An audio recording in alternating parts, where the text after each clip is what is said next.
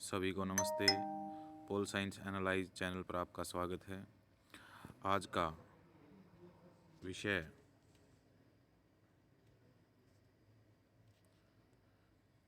भारत का सर्वोच्च न्यायालय।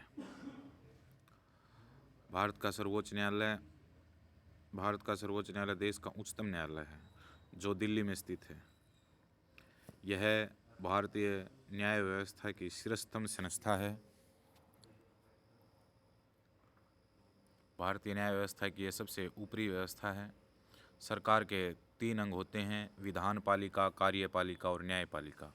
विधायिका, जिसे संसद कहते हैं, संघ सूची और समवर्ती सूची में देश के लिए कानून बनाती है। कार्यपालिका राष्ट्रपति, मंत्रिपरिषद तथा अधिकारी वर्ग से बनी हमारी कार्यपालिका इन विधायिका के द्वारा बनाए गए कानूनों को लागू करती है या क्रियान्वित करती है। सरकार का तीसरा और महत्वपूर्ण न्यायपालिका है। न्यायपालिका विवादों का निपटारा विधायिका द्वारा बनाए गए कानून की व्यवस्था करती है।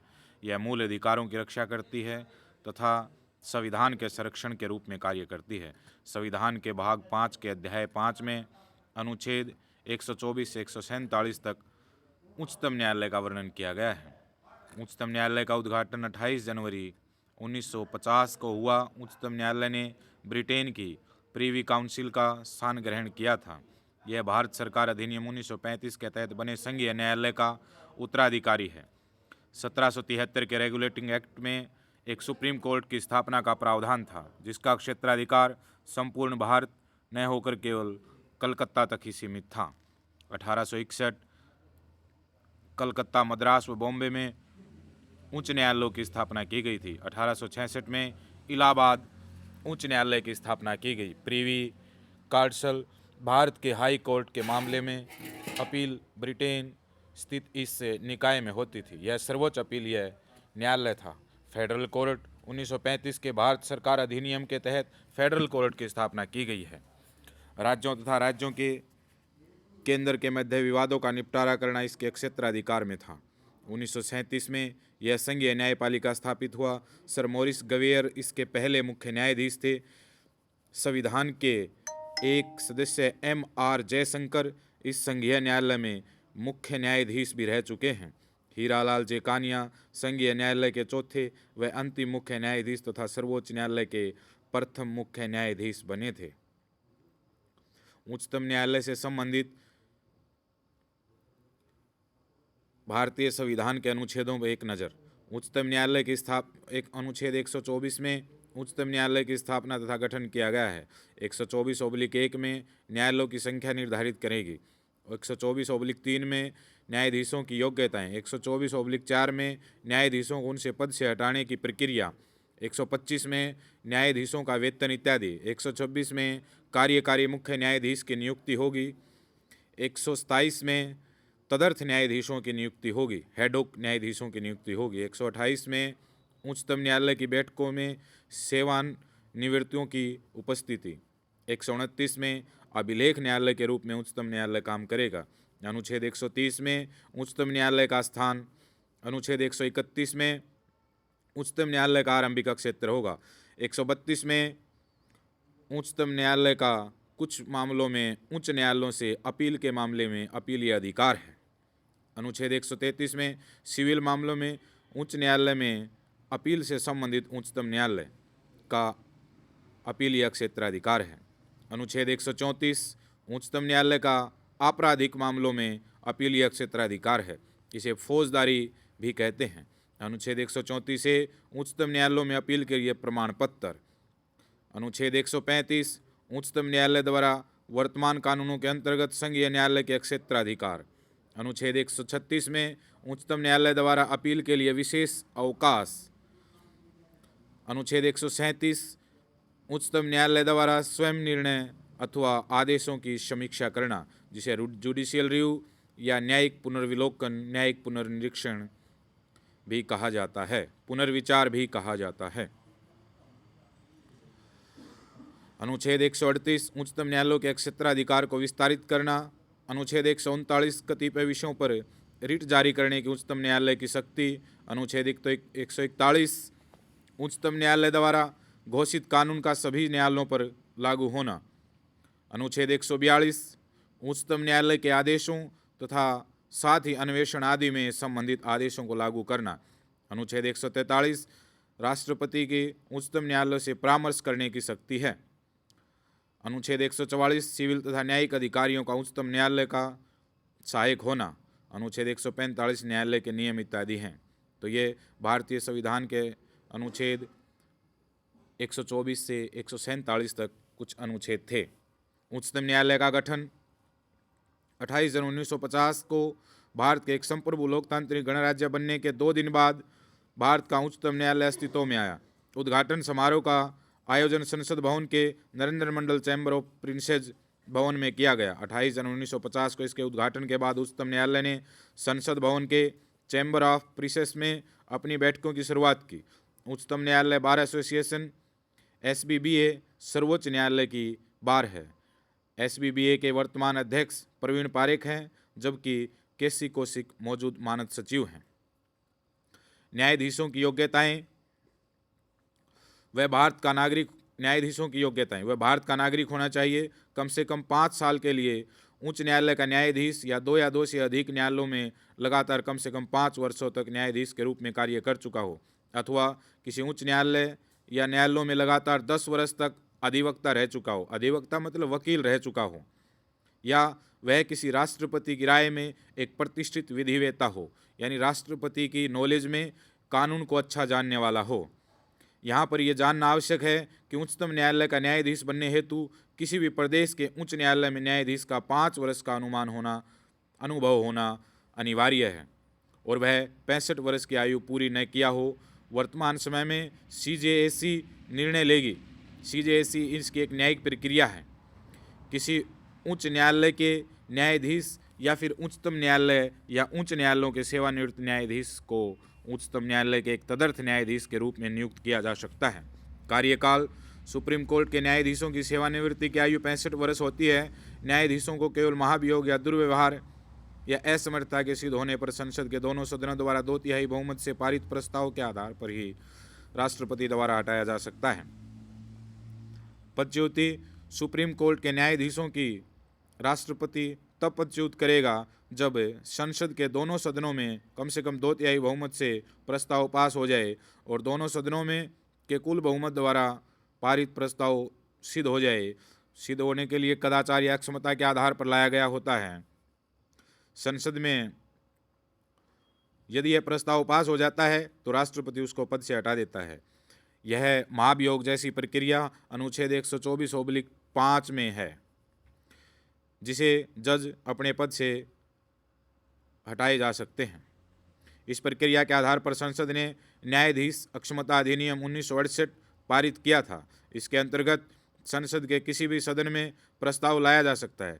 लोकसभा या राज्यसभा दोनों में प्रस्ताव लाया जा सकता है। यदि लोकसभा में प्रस्ताव लाया जाएगा तो 100 राज्यसभा में और 50 सदस्यों का समर्थन अनिवार्य है। लोकसभा के 100 सदस्य और राज्यसभा के 50 सदस्यों का समर्थन अनिवार्य है, यानी कि लगभग 1/4 समर्थन जरूरी है। प्रस्ताव मिलने पर सदन का सभापति एक 3 सदस्यीय समिति बनाएगा जो आरोपों की जांच करेगी। समिति का अध्यक्ष सुप्रीम कोर्ट का कार्यकारी जज होगा। दूसरा सदस्य किसी हाई कोर्ट का मुख्य कार्यकारी जज होगा। तीसरा व्यक्ति माना हुआ विधिवेत्ता होगा।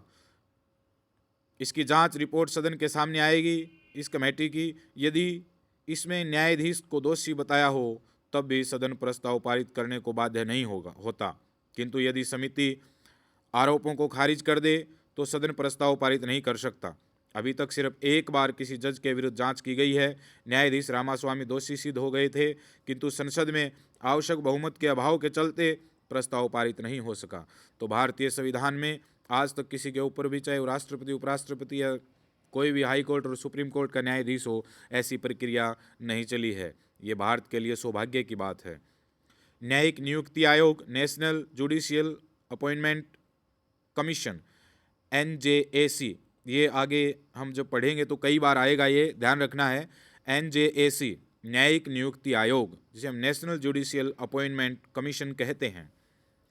संविधान समीक्षा आयोग ने न्यायाधीशों की नियुक्ति के संदर्भ में अनुशंसा करने हेतु न्यायिक नियुक्ति आयोग की स्थापना करने की अनुशंसा की है। 99वें संवैधानिक संशोधन 2014 द्वारा कॉलेजियम प्रणाली में व्याप्त भेदभाव के कारण न्यायाधीशों की नियुक्ति के लिए एनजेएसी बनाया गया। अनुच्छेद 124A के तहत एनजेएसी के गठन का प्रावधान किया गया। अनुच्छेद 124B के तहत एनजेएसी को उच्चतम व उच्च न्यायालयों के मुख्य न्यायाधीशों व अन्य न्यायाधीशों की नियुक्ति व उसके स्थानांतरण करना था। न्यायिक नियुक्ति आयोग की स्थापना हेतु वर्ष 2012 में लोकसभा में 120वां संविधान संशोधन विधेयक लाया गया था।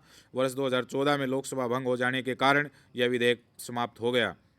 अगस्त 2014 में 121वां संविधान संशोधन विधेयक लाया गया।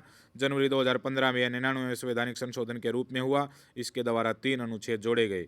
अनुच्छेद 124A, इसमें राष्ट्रीय न्यायिक नियुक्ति आयोग की संरचना का उल्लेख किया गया था, जिसे हम एनजेएसी कहते हैं। एनजेएसी में कुल 6 सदस्य होंगे। अनुच्छेद 124A में इसका वर्णन किया गया है। वो 6 सदस्य कौन होंगे? भारत के मुख्य न्यायाधीश इसके अध्यक्ष होंगे। उच्चतम न्यायालय के 2 अन्य न्यायाधीश भी इसके सदस्य होंगे। 3 सदस्य कौन होंगे? एक भारत देश का कानून मंत्री या विधि मंत्री होगा, जो पद इसका पदेन सदस्य होता है, और 2 व्यक्ति विधि विशेषज्ञ होंगे। 2 व्यक्ति विधि विशेषज्ञ होंगे। इनमें से एक सदस्य SC, ST, अल्पसंख्यक या महिला का होना जरूरी है। ये जो 2 सदस्य होंगे, ये 3 साल के लिए इस कमेटी के सदस्य होते हैं। इन्हें दोबारा नहीं चुना जा सकता। इनकी नियुक्ति एक समिति के द्वारा, इन 2 सदस्यों की नियुक्ति एक समिति के द्वारा की जाएगी। उस समिति में कौन होंगे? समिति के सदस्य होंगे नंबर 1 सुप्रीम कोर्ट का चीफ जस्टिस, नंबर 2 भारत देश का प्रधानमंत्री, और नंबर 30 भारत में लोकसभा में विपक्ष का नेता। तो ये 3 व्यक्तियों के द्वारा एक कमेटी बनाई जाएगी। इस कमेटी में से 2 व्यक्तियों का निर्वाचन होता है। उन 2 व्यक्तियों में ये ध्यान रखने की बात है कि एक व्यक्ति SC, ST, अल्पसंख्यक या महिला का होना जरूरी है। एक कोई भी हो सकता है, दोनों भी वही हो सकते हैं, लेकिन एक का होना बहुत जरूरी है। अनुच्छेद 124B, इसमें एनजेएसी के कार्य का उल्लेख किया गया है। भारत के मुख्य न्यायाधीश, क्या क्या इसमें एनजेएसी में किस किस की भर्ती होनी है, कौन कौन इसके दायरे में आते हैं? भारत के मुख्य न्यायाधीश, उच्चतम न्यायालय के न्यायाधीश, उच्च न्यायालय का मुख्य न्यायाधीश तथा उच्च न्यायालयों के अन्य न्यायाधीशों की नियुक्ति के लिए एनजेएसी सिफारिश करता है। नंबर 2 उच्च न्यायालय के मुख्य न्यायाधीश एवं अन्य न्यायाधीशों के एक उच्च न्यायालय से दूसरे उच्च न्यायालय में स्थानांतरण के लिए सिफारिश करता है। यह सुनिश्चित करना है कि वह व्यक्ति जिसकी सिफारिश की गई है वह उस पद के लिए सक्षम, योग्य और सत्यनिष्ठ होना बहुत जरूरी है। मुख्य न्यायाधीश की नियुक्ति, मुख्य न्यायाधीश की नियुक्ति के संदर्भ में संविधान मौन है। पहले यह परंपरा थी कि उच्चतम न्यायालय के वरिष्ठतम न्यायाधीश को मुख्य न्यायाधीश बनाया जाता था, लेकिन इस परंपरा का 2 बार उल्लंघन हुआ।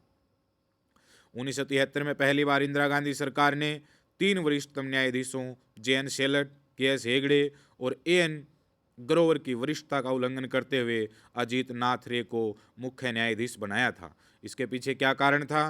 केशवानंद भारतीवाद में उपयुक्त 3 जजों ने मूल ढांचे के समर्थन में निर्णय दिया था। इससे विधायिका की संविधान संशोधन की शक्ति सीमित हुई थी। अतः सरकार ने उपयुक्त न्यायाधीशों की अवहेलना करते हुए अजीत नाथ रे को मुख्य न्यायाधीश बनाया था। दूसरी बार कब उल्लंघन हुआ? 1977 में पुनः इंदिरा गांधी सरकार के द्वारा जस्टिस HR खन्ना की वरिष्ठता का उल्लंघन करते हुए अमीदुल्ला बेग को मुख्य न्यायाधीश बनाया गया। ADM जबलपुर बनाम शिवकांत शुक्लावाद में आपातकाल के दौरान जस्टिस HR खन्ना ने जीवन के अधिकार का निलंबन किए जाने के विरुद्ध निर्णय दिया था। ये इसका दूसरा कारण था। गवर्नमेंट के खिलाफ ये निर्णय दिया गया था। पक्ष में, इसके पक्ष में जज कौन थे? Ajit Nath Ray, MU Beg, PN Bhagwati, YV Chandrachud. 4-1 से निर्णय हुआ था। सुप्रीम कोर्ट के न्यायाधीशों के वेतन और भत्ते, भारतीय संविधान के अनुच्छेद 125 के अनुसार सर्वोच्च न्यायालय के न्यायाधीशों के वेतन और भत्ते संसद द्वारा निर्धारित किए जाते हैं। ये वेतन और भत्ते भारत की संचित निधि पर भारित होते हैं, जिससे न्यायपालिका की स्वतंत्रता सुनिश्चित होती है। न्यायाधीशों को उनके कार्यकाल के दौरान अलाभकारी परिवर्तन नहीं किया जा सकता, यानी उनके वेतन से कटौती नहीं की जा सकती, सिवाय एक उसमें की जा सकती है 360 के तहत यदि देश में वित्तीय आपातकाल की स्थिति हो तो राष्ट्रपति को छोड़कर बाकी जितने भी कर्मचारी हैं सभी के वेतन में कटौती की जा सकती है। अनुच्छेद 125 में भारत के मुख्य न्यायाधीश को 2,80,000 रुपये और सुप्रीम कोर्ट के अन्य न्यायाधीश को 2,50,000 रुपये वेतन मिलता है। वेतन भत्ते, अवकाश और पेंशन संसद द्वारा निर्धारित की जाती है। वित्तीय आपातकाल में वेतन कम किया जा सकता है। अनुच्छेद 126 में कार्यकारी मुख्य न्यायमूर्ति या मुख्य न्यायाधीश की नियुक्ति की जाती है। इसमें क्या होता है, यदि मुख्य न्यायाधीश का पद रिक्त हो या अस्थायी रूप से वह अनुपस्थित हो या कहीं विदेश में जा रहा हो या बीमार हो, कोई कारण कुछ भी हो, तो फिर अपने दायित्वों के निर्वहन में असमर्थन हो तो राष्ट्रपति किसी भी व्यक्ति को कार्यकारी मुख्य न्यायाधीश नियुक्त कर सकता है, बशर्ते वो न्यायाधीश बनने की सारी योग्यताएं रखता हो। ऐसा अनुच्छेद 126 में राष्ट्रपति कार्यकारी मुख्य न्यायमूर्ति नियुक्त कर सकता है। अनुच्छेद 127 इसमें तदर्थ न्यायाधीश हो सकता है जो एडोक होता है। किसी भी केस में, विवाद में कोरम पूरा करने के लिए किसी रिटायरमेंट या किसी हाई कोर्ट के जज को सुप्रीम कोर्ट में एक तदर्थ या एडोक पर 2 साल के लिए राष्ट्रपति की पूर्व मंजूरी से नियुक्ति दी जा सकती है। कोरम गणपूर्ति पूरा करने में यदि स्थायी न्यायाधीशों की संख्या कम हो तो भारत का मुख्य न्यायाधीश किसी अन्य न्यायालय के न्यायाधीश को अस्थायी काल के लिए उच्चतम न्यायालय में तदर्थ न्यायाधीश नियुक्त कर सकता है। इसके लिए संबंधित उच्च न्यायालय के मुख्य न्यायाधीश से परामर्श या जिस भी न्यायालय से हमने न्यायाधीश बुलाना है या उसको लगाना है तो उस न्यायालय के मुख्य न्यायाधीश की मंजूरी और उसके बाद राष्ट्रपति की अग्रिम मंजूरी जरूरी है। इस दौरान तदर्थ न्यायाधीश न्यायालय के न्यायाधीशों की उच्चतम न्यायालय के न्यायाधीशों की सुविधाएं प्राप्त करने का हकदार है। उस व्यक्ति को जो किसी उच्च न्यायालय का न्यायाधीश रह चुका हो या उच्चतम न्यायालय का न्यायाधीश बनने की योग्यता रखता हो, तदर्थ न्यायाधीश नियुक्त किया जा सकता है। तदर्थ न्यायाधीश केवल उच्चतम न्यायालय में ही नियुक्त किए जाते हैं, उच्च न्यायालय या किसी उसके नीचे अधीनस्थ न्यायालयों में नियुक्त नहीं किए जाते। इनकी नियुक्ति संबंधित प्रावधान फ्रांस के संविधान से प्रेरित होकर भारत के संविधान में लिया गया है। उच्चतम न्यायालय का न्यायाधीश बनने की योग्यता रखने वाले को ही तदर्थ न्यायाधीश नियुक्त किया जा सकता है। अनुच्छेद 128 उच्चतम न्यायालय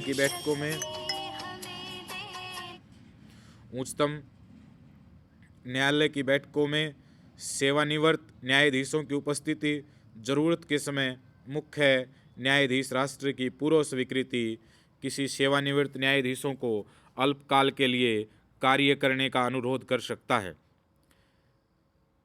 इस से संबंधित न्यायाधीश सभी लाभ का हकदार होता है, परंतु उच्चतम न्यायालय का न्यायाधीश नहीं माना जाता। इसमें सेवानिवृत्त न्यायाधीश की सहमति आवश्यक है। इसके वेतन भत्ते राष्ट्रपति द्वारा निर्धारित किए जाते हैं। उसके पास उच्चतम न्यायालय के न्यायाधीश के समान शक्तियां होती हैं, लेकिन वह उच्चतम न्यायालय का व्यक्ति नहीं माना जाता। पदनाम का प्रयोग नहीं कर सकता। इसका अधिकतम कार्यकाल 2 वर्ष का होता है। अनुच्छेद 129 उच्चतम न्यायालय का अभिलेख न्यायालय होना, यानी उच्चतम न्यायालय का जितने भी डिसीजन होते हैं वो सारे एक अभिलेख न्यायालय के लिखे हुए उसका काम करते हैं, ताकि आने वाले फैसलों में उसका प्रयोग किया जा सके। उच्चतम न्यायालय की कार्रवाई और उसके फैसले सर्वकालिक अभिलेख व साक्ष्य के रूप में माने जाते हैं। न्यायालय अपनी अवमानना पर दंडित करने का अधिकार है। जहां संविधान का सारभूत प्रश्न की व्याख्या की जरूरत हो तो न्यायालय इस मामले को संवैधानिक पीठ को सौंप सकता है। जैसे कंटेम्प्ट ऑफ कोर्ट, यानी कोर्ट की अवमानना करता हो, कोर्ट की बात ना मानी जाए, कोर्ट के आदेश को यदि कहीं फॉलो ना किया जाए तो कंटेम्प्ट ऑफ कोर्ट एक्ट 1971 में न्यायिक अवमानना के 2 प्रकार हैं। नंबर 1 सिविल अवमानना, किसी फैसले या आदेश को नहीं मानना। नंबर 2 आपराधिक अवमानना, इसमें ऐसी सामग्री का प्रकाशन और ऐसे कार्य करना शामिल है जिसमें अनुच्छेद 129 सुप्रीम कोर्ट की गरिमा को ठेस पहुँचे या उसका अपमान हो, अनुच्छेद 215 जिसमें हाई कोर्ट न्यायिक प्रक्रिया में बाधा पहुंचाना या ऐसा वक्तव्य देना जो न्यायालय की प्रतिष्ठा को ठेस पहुंचाए। इन उच्चतम न्यायालय के अभिलेख न्यायालय के संदर्भ में डॉक्टर भीमराव अंबेडकर ने कहा कि अभिलेख न्यायालय यह होता है जिसके अभिलेखों का साक्ष्य की दृष्टि से मूल्य हो, किसी न्यायालय में प्रस्तुत किया जाए तो उन पर कोई संदेह ना किया जाए। सर्वोच्च न्यायालय का क्षेत्राधिकार एवं शक्तियां, अनुच्छेद 131 में उच्चतम न्यायालय की शक्तियां प्रारंभिक क्षेत्राधिकार और अपीलीय क्षेत्राधिकार। हम पहले प्रारंभिक क्षेत्राधिकार करते हैं। एक ओर भारत सरकार तथा दूसरी ओर एक राज्य या एक से अधिक राज्य हों, ऐसे विवाद को सरकार या सरकार के साथ दूसरे राज्यों का विवाद हो तो ऐसे विवाद को हम प्रारंभिक क्षेत्राधिकार कहते हैं। इसमें दो राज्य या एक राज्य और एक राज्य हों या एक राज्य और केंद्र हो तो ऐसे सारे विवाद प्रारंभिक क्षेत्राधिकार में आते हैं। नंबर 2, दो या दो से अधिक राज्यों के मध्य विवाद हो परंतु ऐसे विवाद का कारण राजनीति नहीं वैधानिक होना चाहिए।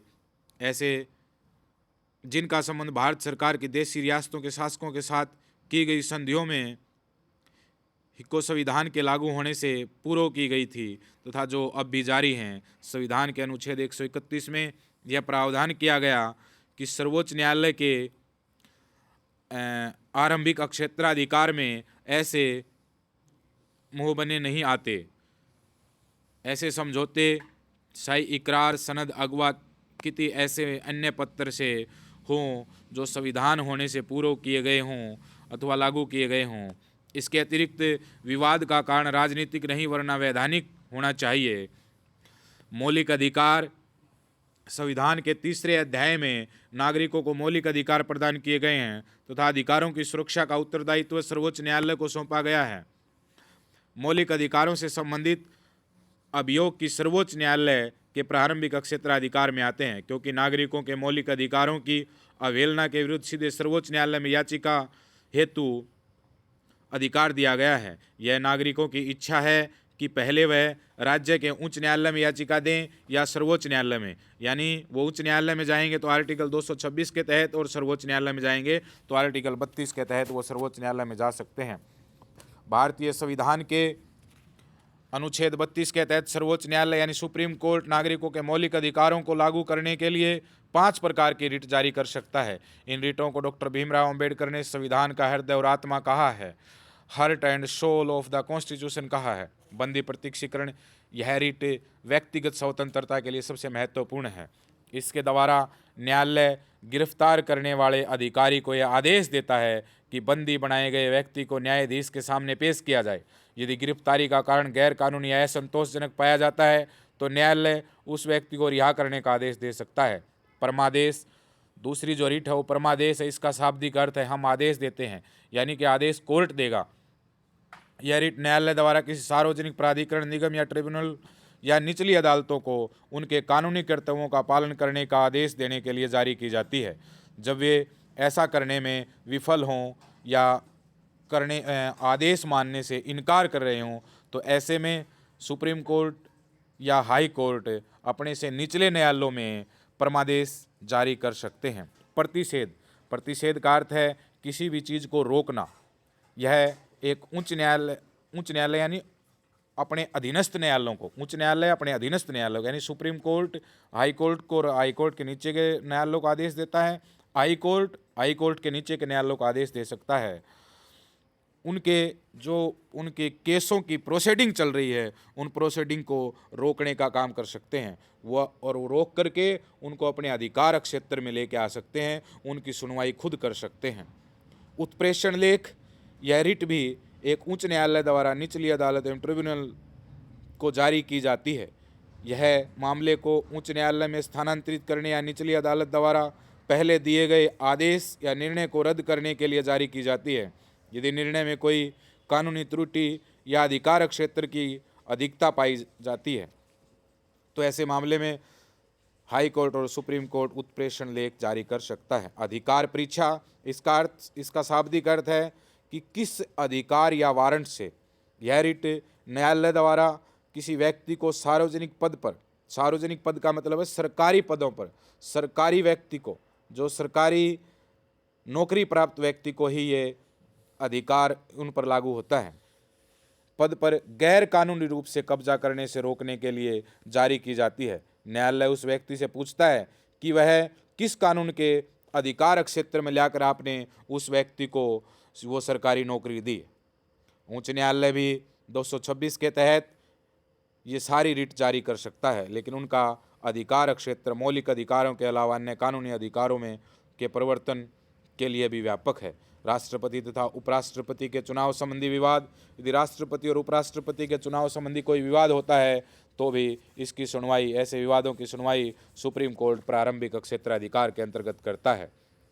नेक्स्ट, संविधान का संरक्षण। भारत में सुव्यवस्था की स्थापना की गई है। संघात्मक शासन व्यवस्था में संविधान सर्वोच्च होता है, तो इस संविधान के संरक्षण की बात जो काम है उसका कार्य भी सुप्रीम कोर्ट का है।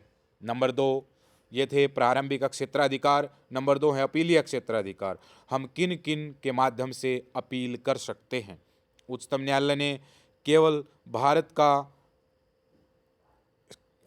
की संज्ञा न्यायालय का उत्तराधिकारी है, बल्कि यह ब्रिटिश प्रिवी काउंसिल के स्थान पर स्थानांतरित है। अब यह अपील का सर्वोच्च न्यायालय भी है।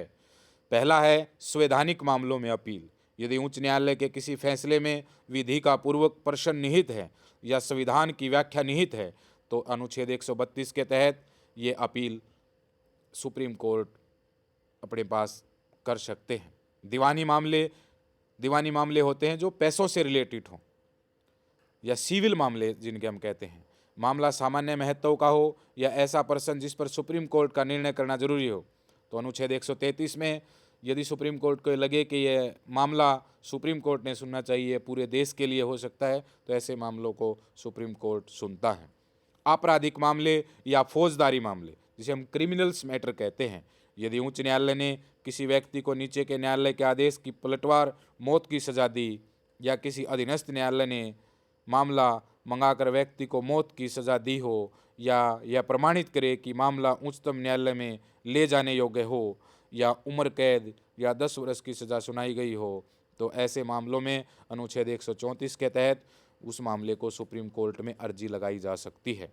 अनुच्छेद 134A के तहत उच्च न्यायालय संवैधानिक, सिविल व फौजदारी उच्चतम न्यायालय में अपील के लिए प्राण पत्र देते हैं। उच्चतम न्यायालय में अपील करने की विशेष अनुमति, विशेष याचिका, जिसे हम SLP कहते हैं, वो अनुच्छेद 136 में भारतीय संविधान में दर्शाई गई है।